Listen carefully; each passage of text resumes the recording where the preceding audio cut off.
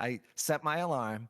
I wake up and I'm so happy. I go sprinting down to the basement. Sure enough, Matt's already on Sega Genesis playing Batman. I'm like, what in the hell? And I go, wait, no, I set an alarm. I want to turn it. And and you just go, no, I got here first. And then you wouldn't let me play.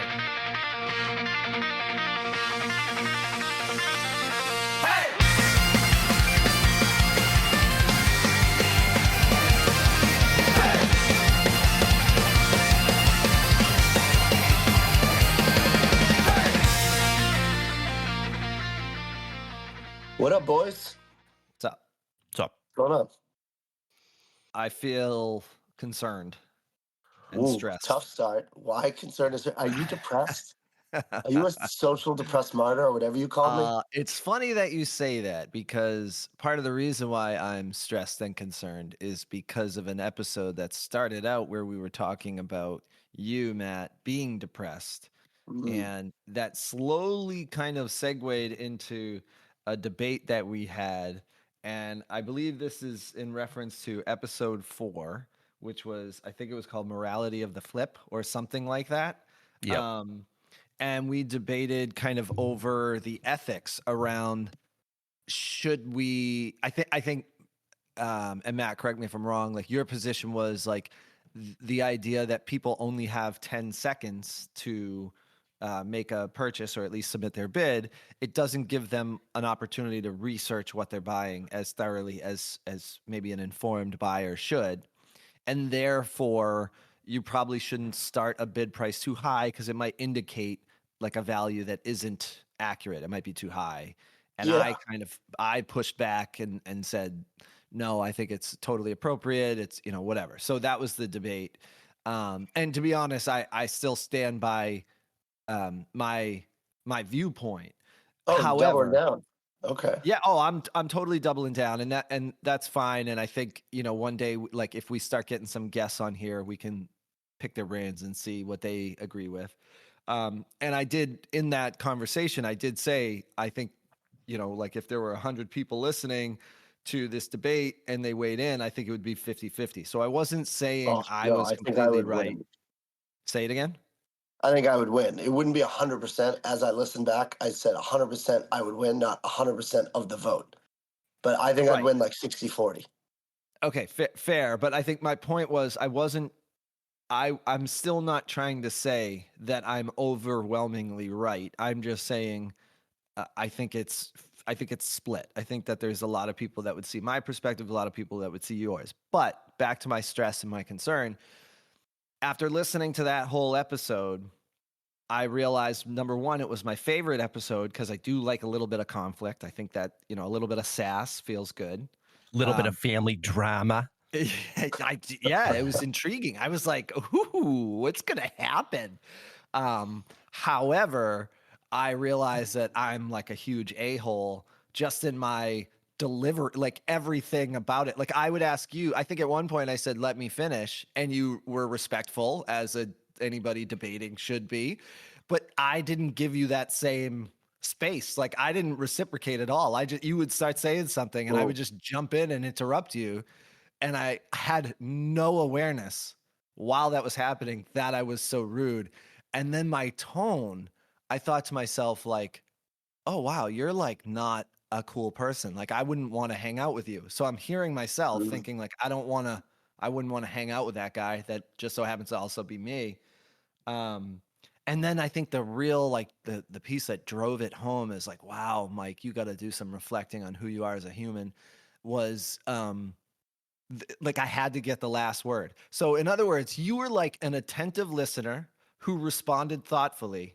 And then I just interrupted and got the last word. And so number one, I'm sorry. I'm sorry, big brother. I shouldn't have spoken to you like that. And number two, it also made me realize like if this podcast were to ever like start to grow a pretty large audience, I would definitely be labeled as like the cold a-hole if I were to continue with that tone throughout episodes. So that's my stress. All That's right. my concern. But I'm sorry. Okay. I am sorry. Well, you don't have to be. I guess this says a lot about you and me because I didn't even realize we had conflict. I don't even. Yeah, I didn't fair sense enough. any And conflict.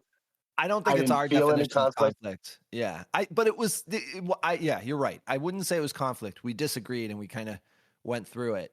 So you're right. I wouldn't say it But was conflict, if I but could there was finish, a little because bit. you before you cut me off again, let me finish. Sorry. Okay, I I'll would shut up. say, yeah, I would say that this is who we've known you to be for your whole little life there, little brother. This is who you are. You're the third of three boys. There's another sister as well, but she doesn't count. And Oh God. no, it doesn't Yeah. count at all. Doesn't count at all. Get her And out of you've always been kind of the a-hole. So that's here. kind of who you are. And we love you despite that. So I found the banter to be fun and funny. The only thing I worried about in it was I feel like to your buyers, you sounded like an a-hole because you're like, yeah, I could buy a car for $3 and sell it for 20. What of it? It's my choice. They don't have to buy or they're dumb. That's how I felt like you were coming across. And I was I like, did ooh, not that's not say good. that, but okay. I want to move on to the next topic. All right. Oh, well, hold on. Before we move on, I'd like to, because I feel like I know the psychological origin of this. This is Ooh. this is like payback for years of Matt, me and you playing video games, 2-player video games when we Yeah, were kids, and that's it. Mike always wanted to play, and you would always be like, "Yep, Mike, you get next, you get next." And for whatever reason, you would come up with the reason why you had to continue playing and Mike couldn't. So basically, we just spent all our time playing video games and owning a system, whether it was like the original NES or Sega. He never got to play. And it was always us being like, "Oh, no, I got next." Or, "Oh, because of this weird reason that we would just Yeah. make up on Or the how about fly, just Mike winner couldn't stays play." on? Or Winner winner stays stays on, on, and I whatever. would But never win. either way, it resulted in me and you playing and Mike never getting to play. So this is payback for that. This is finally he's an adult and he's like, all right, you know what? Now I'm gonna just be an a-hole to you guys. And that's where it comes from. And Yep. I can I play think we all the made it. video This is games our that I problem. want. We Yeah. did this. This is our monster we It's created. interesting. It's funny, Mhm. Joe. My memory of us growing up with video games is like I remember wanting you to play instead of Mike, and you were just too old and went off and did your own thing because you were the big brother who had like cool things to do. And I remember being like, "Why won't my big brother play with me? I'm stuck with this idiot." Oh, so I abandoned too. Good. Yes, All right. yes. So I'm hitting all the boxes. I just want to make I sure feel all of traumatized the by your psychological, yep, the abandonment. trauma is I check Yeah. all the psychological trauma boxes. There is Okay. some truth Did to I the hit you fact guys that at all? you were Did I cool, punch you Joe. guys at all? No. You weren't very Yeah, I physical don't. with us. You didn't. You were No, pretty. no. No, you My were the kids nice think you one were like the always. sweetest big brother because when I talk about my childhood, I talk about how terrible Matt was to me, and they'll be like, "But what about Uncle Joe?" And I'm like, "No, he just like would take me to Yeah, McDonald's every now and again. He was nice." Yeah. That yeah, he checks out. was. But and I do remember being the one when we would play that I would give Mike an excuse of why he couldn't. Like, oh no, see, Excite Bike it only allows 2 players, and someone named Mike's not allowed to play. Yes. So Like there would that. be a random excuse. But you know what's weird is that because I was the oldest, I never felt like I needed to relinquish anything. It was always between Matt and you, like Mike. It was And you had that cool, it was like huge the controller. second player was it was never gonna not be me. It was just between you and Matt just won. So maybe Yeah. maybe I was an a-hole too, but I didn't need to fight for it. You know, it's almost like you needed to kick Matt off the pedestal, not me. So So yeah. I will say that I'm the one who brought this topic up, and therefore I don't think it would be fair to respond to Matt's comment about me being the a-hole of the family by attacking him because he didn't Mm-hmm. bring it up. So I won't because I asked for this. I said I was stressed and concerned. I explained why. So I will concede. I And will I'm step saying, back. don't be stressed. It's just who you are. It's just who I am. Fair enough. And you know what? I think maybe you're right, and I think maybe this podcast will prompt me to reflect more on my tone and at least apologize to people more frequently than maybe I have been so far in my entire life. But this also makes me think of, do you guys remember the day after the Christmas we got Sega Genesis? Do you remember that? So I mean, I remember getting Sega. I don't remember the exact day. yeah, This would have been a December 26th, I imagine. Absolutely.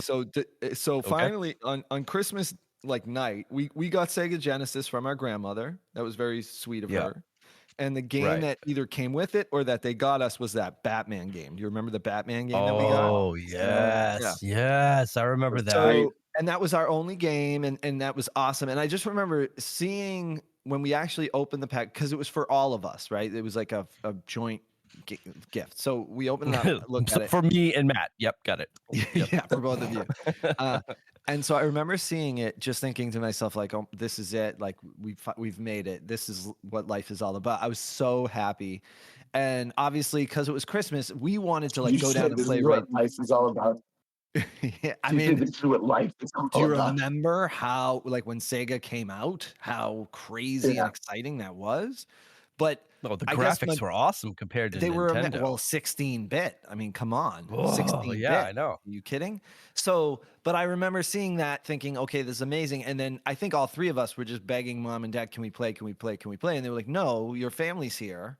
You're gonna hang out with family." And finally, as things wound down, we were able to go downstairs into the basement, set it up, and start playing. And of course, I didn't get a friggin' turn. So here, like, we got Sega. It's absolutely amazing. And you two are just playing. You're taking turns, just back and forth. And I'm like, please, please. And so I remember setting my alarm for the next day for 6:30 a.m. specifically because I'm thinking I have to wake up Oh for my god, I mother's think I know where so this that is going. I can Yeah. finally play Sega. And so I set my alarm. I wake up and I'm so happy. I go sprinting down to the basement. Sure enough, Matt's already on Sega Genesis playing Batman. I'm like, what in the hell? And I go, wait, no, I set an alarm. I want to turn it. And you just go, no, I got here first. And then you wouldn't let me play. So I finally got to play by like midday, December 26th. But for hours, I had to watch Matt play. Now, and this is to Matt's point about you, Joe. You were just asleep. Like, you were too cool to like care enough to wake up early to go play or whatever. So that was actually worse not having you there, because then it was like there was no voice of reason that Matt would listen So to. It it's was me Joe's and fault. Matt. It's Joe's Hey, fault. yeah, I You Yeah. didn't blame Joe. sleep. Yeah. But Yep. that was It's all I right. feel like that anecdote absolutely, affirms why Yeah, I am that's who I am today. correct. Yeah. I All feel right, like to I wrap up nailed this it. Just let point, me play I Yeah. Sega. definitely can acknowledge I had a hand in your rough development. Yes. Yeah, like I Yeah. created some traumatic situations and I deserve to get crap in our older ages. Yeah. Yeah. And I And let's personally, Mike, I feel like if you sort of chilled out, it would make things a little bit boring. So have at it. go, Have at it. And you know go. what I mean? Like you kind of we owe you at this point. So Thanks. go for it. Thank you. Um, so yeah, I guess I feel like the we should probably acknowledge that when we say trauma, it's really just like suburban trauma, which is not actual trauma.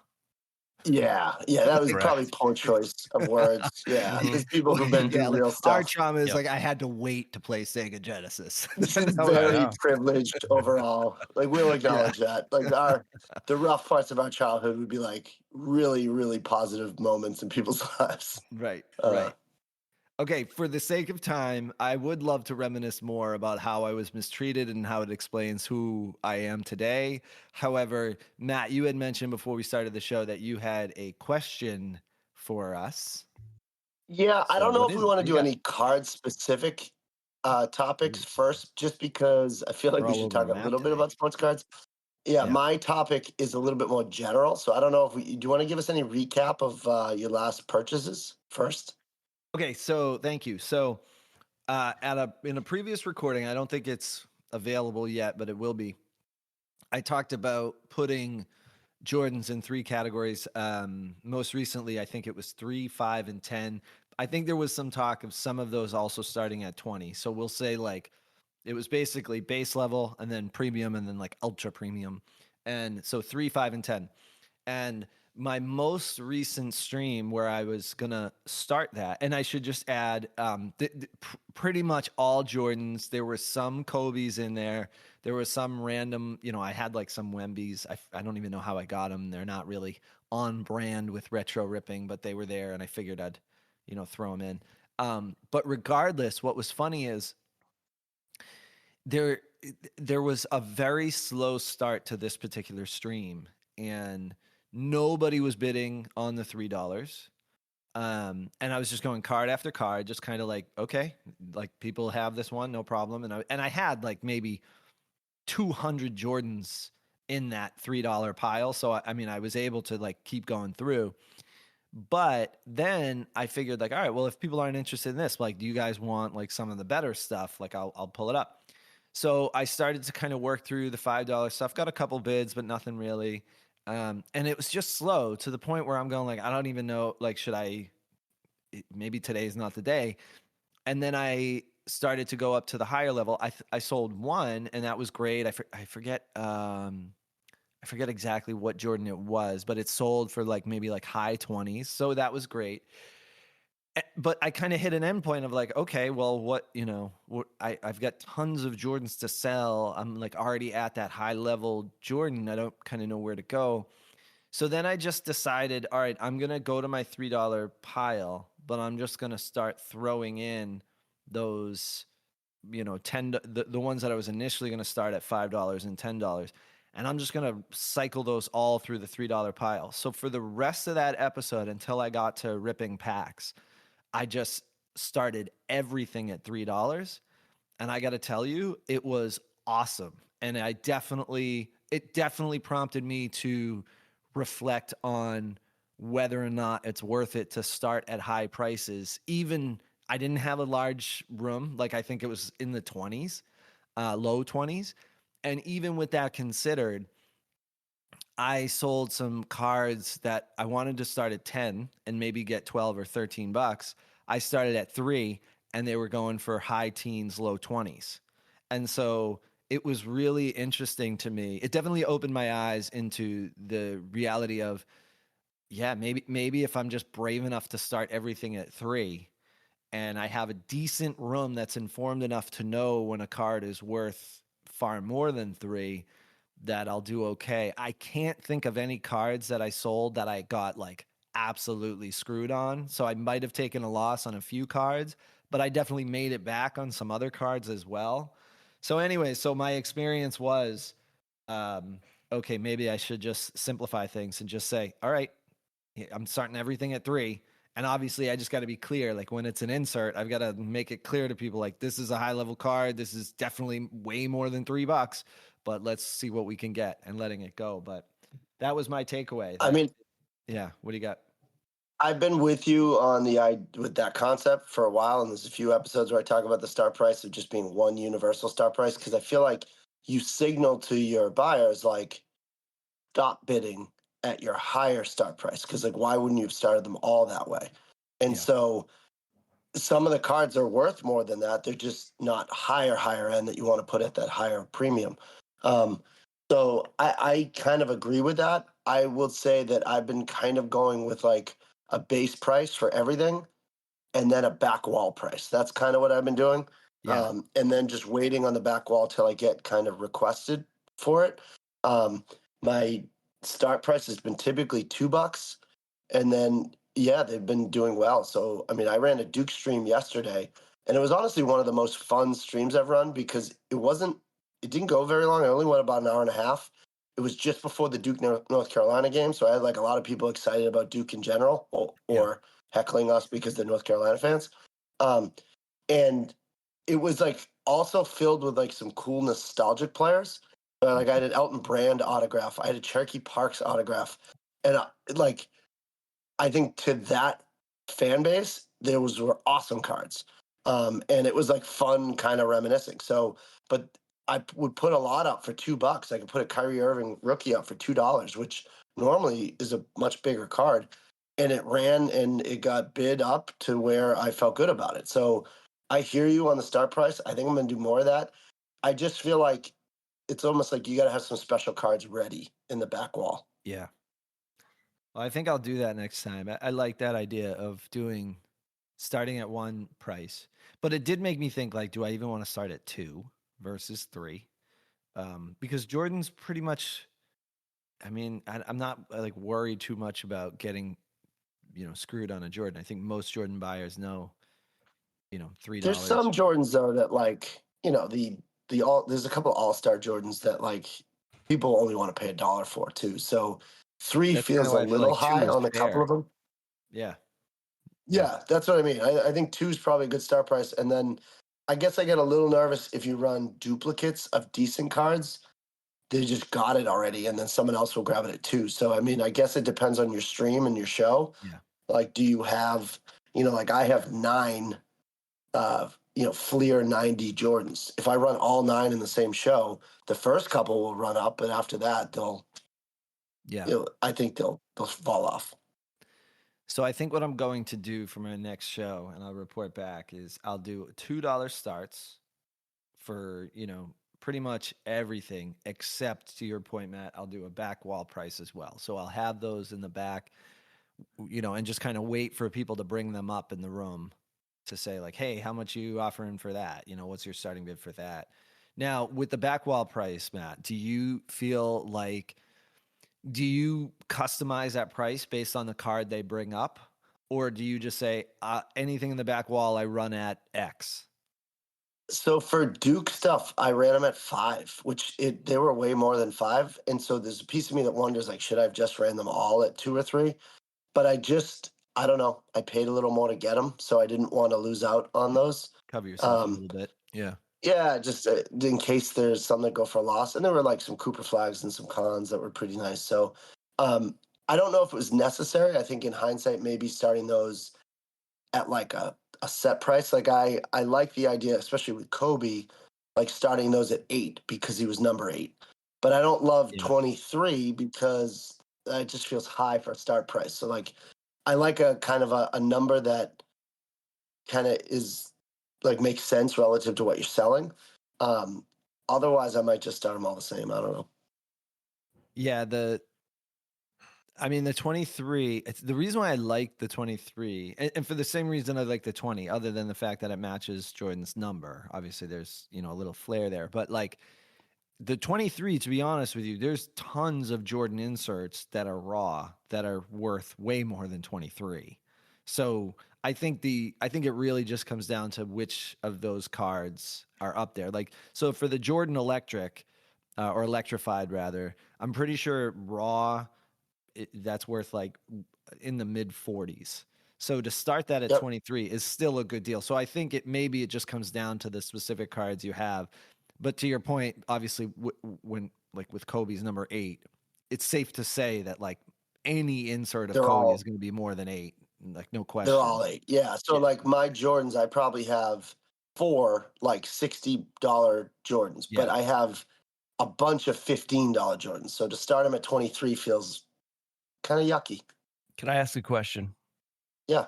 Yeah. What does raw mean? Oh, I like Ungraded. that. Yeah. Ungraded. That's it. Yeah, Yep. so it's just It's raw. it's in the top loader without like any sort of number assigned to it in terms of the condition that it's in. Oh, You know. okay. And sometimes that can help you because if you get a grade and it's a low grade, it can actually bring the value down. Versus if it's raw and there's no grade, it just comes down to the person looking at it saying that looks like it's in good condition, I'll buy it, you know? And some people buy raw because they want to grade them and they want the investment return. So Yeah. they look for like low end raw cards that are like clean that they could make money on if they grade them. Like that's a whole strategy is like buying raw and grading. Okay, thank you. I appreciate the feedback. Hey, no problem, Joey Holes. Mm-hmm. All right, can I ask All you right. guys my question? Yep. I gotta kind of tell you where my mind was at when this question popped in my head. Uh-oh. So Excited. yesterday, I woke up so excited. My son and I were going to go to a card show. We had to get there right at 9 so I could then go coach 2 games so that I could come back and do my Duke stream, which I was pumped about. And then I had to ship everything. But before I packaged everything, I wanted to make sure I put our new business cards in to promote this podcast. So I drove to my big brother's house and I got all the business cards that he had ordered for all of us. And we were just chatting. And I realized like I was like feeling joy. I hadn't felt a lot of joy like doing odd job things. And I was feeling joy. I was like so happy to talk about it. I couldn't wait to do our next podcast the next day. I didn't add in my story yesterday's. We did an episode yesterday morning before I went to the card show. So like this is a full day of like sports cards. And then it dawned on me, and I have a question for you two. Are we having a midlife crisis? Is this what a midlife crisis is? Like people buy sports cards. They like sports cars. People like, I don't know, leave their family and get a 24-year-old new wife. I don't know if this is like my midlife crisis. Like I'm so happy to just like play with my cards. And I wonder, are you guys, is this like a shared thing that we're all in together, that like we need something else because we're in our middle ages? Go ahead. Joe, do you want to chime in first? I'm weighing that out. Is it? I'm opening myself up to this idea. At first, I was like, "What? What? Yeah, I I'm like, hadn't, what? Do you, I hadn't thought are you of it insane? that No, way. but now, Like we all need something more. yeah. Like, are we not fulfilled with life, and we need to reach out and what is this, an attention grab? I don't know. I don't know. I don't either. I don't know. Okay, I mean, I Doesn't have some it doesn't? thoughts. I don't want to. Go ahead. Go ahead. Yeah, tell me your No, thoughts, because maybe it'll help me. Okay. I'm stumped. You stumped me. I don't know. I want to say no, it's not, but I'm hesitant to jump into that because you might be onto something. But yeah, Mike, go ahead while I think about this. Well, I would say this. First off, if the answer is yes, that's pretty amazing that we're all having it at the same time together. So like it's kind of cool to just like, okay, we're having a midlife crisis together. At least we're not like alone. I feel like typically that's kind of a lonely thing, at least like from what I hear. But I actually no, I'm gonna go ahead and I'm gonna try and reframe this to I think it's a very healthy thing to want to find a hobby that you can share with people, that you can enjoy together. And that's what we're doing. I think part of the reason we started this podcast is because, Matt, you and I were having so much fun talking about cards and just kind of going into this world. And Joe wanted in, and we allowed it He felt by left doing out. this Yeah. podcast. But I think, but it's cool. Like it's now this is like another thing. So I would say it's a hobby that's just growing into things, and we're just kind of like allowing it to grow into whatever it's growing into. I don't think that's a midlife crisis, because I feel like a midlife crisis usually indicates that like the thing you're doing is to compensate for maybe some lack of happiness. I know that earlier in this episode, I talked about how I'm the a-hole, but I'm happy. I've been happy before card selling, and I'm still happy. So I don't know. I just view it as this is just a hobby that we've uncovered. And I think because there's, like for me anyways, because it relates to things I did as a kid, there's a nostalgic component. And I think that's maybe the age, our current age, like I would say it's probably typical for people in their 40s to want some nostalgia back in their life. So I think there is an age component to this. I just don't think it's like midlife crisis, because I think that's when you start making like some bad decisions. If this is our midlife crisis, we're like the lamest people on the planet. Well, I would definitely agree with that. I mean, as humans, we're pretty boring. I mean, we just talked about our trauma being you had to wait to play Batman. So, like, I don't think we've had the most exciting, difficult experiences here. But think about a midlife crisis. Like, people who, at least what you've read about them, people like want something else in their lives. They buy new kind of irrational things.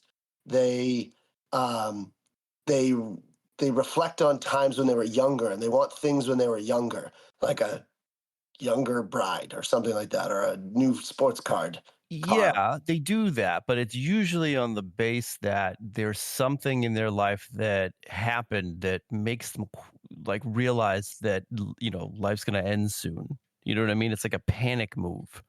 Um, it's a Yeah. Is mortality it thing. though? Like, isn't it just That's kind of a new phase? I Like, isn't feel this? like the crisis is based on mortality. Like I'm realizing I'm not going to be here forever. I got to get this in before I go. And I just Well, don't feel like a podcast is this or a card collection. I don't know. I don't. I'm. Yeah, I don't necessarily think it's I it's mean, a as it's far a as midlife midlife crisis crisis. go, it's a pretty cool one and lame, like Mike said, but like, I guess better for our families if it is. Yeah, but what if it's not and you haven't hit that yet? Oh, be more to come. It's gonna. Whoa, boy, yeah. Who knows Do we what's have coming? to hit a midlife crisis? Like, is that a thing? Like everyone I'm goes through? sure I'm sure there are people that don't, right? I don't know. I don't know. I'll Yeah, let you that's know if I interesting. hit it. Yeah, I'm no, older than all you guys, and I haven't hit it yet. yeah. Either I that, don't if think we're we all going have through to. it now, I'm I gonna don't live think the we have longest to. because I'm the oldest. It's not a requirement, like to Yeah. like be 50. So I think that Mm, for it to be a midlife crisis versus just either a new phase or a new hobby, it has to be like a desperate attempt to overcompensate for something else. I don't feel that we're doing that. I actually feel like what has brought me to this is more so like a reflection around what makes me happy, what are things that I enjoy doing and feel fulfillment from. And not to be cheesy, but like I like joking around with my brothers, whether it's on Call of Duty, whether it's like podcasting, or whether it's like at a card show. That's something that it's like, yeah, that's like fun to do. And so I think for us, maybe it has more to do with the fact that our kids, I mean, Joe, obviously your kid's a lot older and is, I think, an adult now, but he's a man. he's Yep. an adult man. Hmm. But like Matt, like you and I are like in the stage of life where our kids are a little bit more independent, and so we have more time than maybe we did, 5 years ago, 7 years ago, because we needed to actually, make sure they didn't like eat poison and like put their fingers in electrical sockets, right? Like we had to keep them safe. But So all right, but hold on. But what if what you found fun wasn't just like goofing around with your brothers and buying and selling cards and all that? What if what you found fun was like going to young bars and buying and driving new sports cars that like, what if that was yeah, I think your what you found fun? yeah, I think fair point. I think that would be harmful to people you love. And then therefore, yeah, I think it would probably fall into the category of crisis if you're doing things for your own pleasure, but knowing that it's at the expense of people you care about. I think that's definitely a not so good scenario. But that's not the case with us right now. I mean, we're just like we wake up early to do this podcast Some of so us that we do. still Some have of us like wake up family time. early. Do you know what I mean? Like we still like have a day where we can connect with our families and other people in our lives. So I would say that I think you're it's definitely what I'm questioning is this a phase that I'll lose interest in? So far I haven't. Like I've only been more fulfilled and more like interested in it. I was Yeah. saying to Matt, like while we were waiting for you, Joe, I was saying like I'm like now starting to look at like different kinds of cards, like in the comic books kind of realm. And so like if anything, it's expanding. It's not, I'm Tell them not. why. Tell them why you're No, looking at I those. don't want to. I don't want to say why. That's not Oh something I'm. God. Yeah, I'm not going to share that.